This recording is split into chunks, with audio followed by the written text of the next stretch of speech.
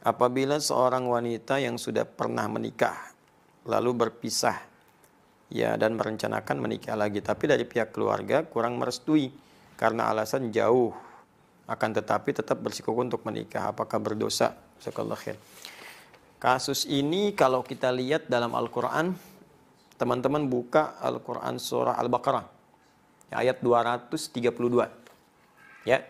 Wa idza talaqtumuhunna ya fabalaghna ajalahunna fala ta'dhuluhunna an yankihna azwajahunna idza taradaw bainahum bil ma'ruf.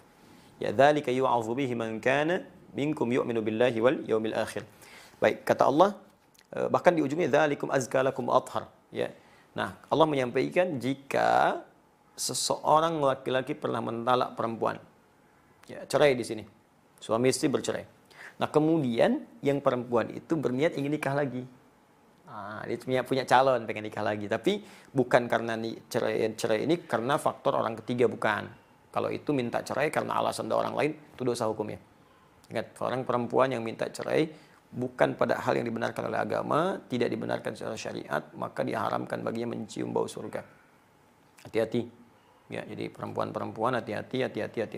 Kecuali kalau syarat satu dibenarkan. Ya, kalau dari perempuan misalnya minta mengajukan khulu' karena perilaku laki-laki, misal, mohon maaf, dibuktikan secara meyakinkan menzolimi secara fisik, ya, bisa menyebabkan misalnya fisik terluka, bisa mengancam kepada nyawa, ya. Atau yang kedua bisa mengancam kepada iman, ada yang ke fisik, ada kepada iman. Pada iman tuh dilarang sholat, disuruh minum minuman, disuruh mabuk, disuruh macam-macam yang buruk lah ya. Nah itu terancam itu dan tidak bisa dinasehati, tidak bisa difasilitasi, tidak bisa ditengahi. Maka boleh mengajukan khulu namanya ya untuk perpisahan. Nah, ada yang kedua kasus suami menceraikan istri karena alasan tertentu. Nah, kata Al-Quran, kalaupun kemudian terjadi perpisahan itu, lalu si perempuan mendapatkan calon yang dia lihat bisa menjadi imam yang baik, kan? Persyaratan-persyaratan kebaikan terpenuhi secara syar'i, maka nasihat Al-Quran, fala ta'dhuluhunna, kata Allah, hei para wali, jangan persulit mereka untuk menikah. Ya, beri jalan.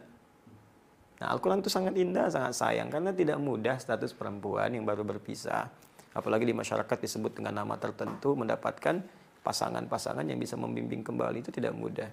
Ya, tidak mudah. Karena itu Al-Quran begitu melihat peluang seperti itu, dicek dulu. Kalau memang orangnya baik, tidak menyulitkan, dan komitmen jadi imam yang baik di keluarga, maka permudah, jangan persulit. Karena tidak mudah menemukan lagi kemudian orang yang ingin membimbing. Nah, jadi itu kondisinya. Nah, ini alasannya karena jauh. Alasan jauh itu kan relatif. Ya, jauh sekarang mudah dijangkau. Ya, ada dengan jauh itu termasuk bukan termasuk syarat syariat. Ya, bukan termasuk syarat syariat. Coba bayangkan, bukankah banyak juga sekarang orang bilang LDR, ya, masya Allah ada hubungan jarak jauh gitu. Nah, tapi mohon maaf, kalau kita lihat zaman-zaman dulu juga betapa banyak orang-orang menikah dan LDR itu sering terjadi. Bahkan dulu nggak ada gadget, ya, nggak ada media sosial, nggak ada telepon sama sekali. Kontaknya paling-paling kontak batin, terus datang kemudian hari. Ya, bukankah Nabi Ibrahim pernah terpisah jauh? Ya, tapi bukan alasan kalau ada komitmen untuk datang, beliau di Palestina, Sayyidah Hajar dengan Ismail kemudian di Mekah, bisa ditengok, datang, ditengok, dilihat, kan perkembangan dan sebagainya. Ini komunikasi sekarang banyak. Jadi pastikan bahwa suami itu amanah, ya, kemudian juga bisa memberikan nafkah yang cukup, sifatnya terpercaya, ya, kemudian juga bisa melindungi, memberikan kasih sayang. Kalau itu terpenuhi, maka keluarga memudahkan. Saya kira begini, ini yang bertanya, kalau ini akhwatnya, jelaskan ke keluarga dengan baik. Jangan berkonflik, jelaskan dan berikan keyakinan. Karena boleh jadi keluarga itu menolak bukan karena tidak menginginkan, boleh jadi dalam konteks ini ingin melindungi. Kadang-kadang kasih sayang itu kalau tidak dikomunikasikan dengan baik, ya jadi salah paham pada ujungnya dan salah penilaian. Ya, sama hal-hal yang kadang-kadang kita menulis di WA karena nggak ada ekspresi, ya keterimanya bisa lain.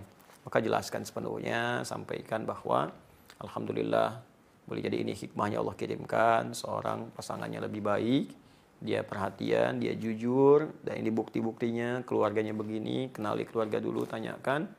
Nah, kalau memang baik, mohon ridhonya. Ya, kalau ada yang kurang, mohon tunjukkan supaya kami perbaiki sebelum menuju ke pernikahan. Itu lebih bagus. Ya, jadi daripada merajut konflik gitu yang tidak dibenarkan. Lagi sekarang bulan Ramadan ya, kalau ini kemudian kita ingin sampaikan. Saya kira itu, teman-teman, cukup dulu ya. Demikian saya kira, semoga bermanfaat. Jika ada yang benar, itu pasti dari Allah dan Rasulnya sebagai petunjuk untuk membuat kita lebih baik. Tapi kalau ada yang salah, itu mutlak kesalahan saya pribadi. Ya, sudah capek kalau digali, ya pasti akan ketemu salah saya. Cukup dikoreksi, nanti saya betulkan, kemudian ambil pendapat ustadz lainnya lebih baik. Ya, itu akan lebih mulia, lebih objektif, dan insya Allah bernilai baik di Allah Subhanahu wa Ta'ala.